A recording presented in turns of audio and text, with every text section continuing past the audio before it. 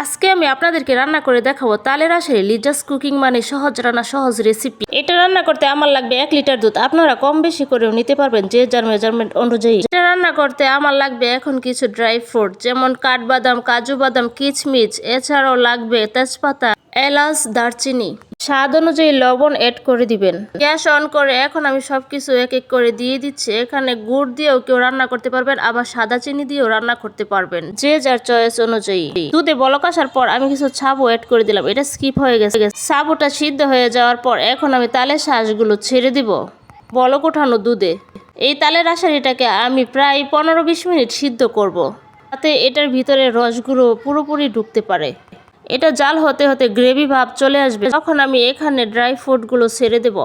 রান্না পুরোপুরি শেষের দিকে আমি এখন এটা নামিয়ে পরিবেশন করব। এটার ভিতরে এত পরিমাণ রস ঢুকছে, রসে টইটুম্বুর হয়ে গেছে।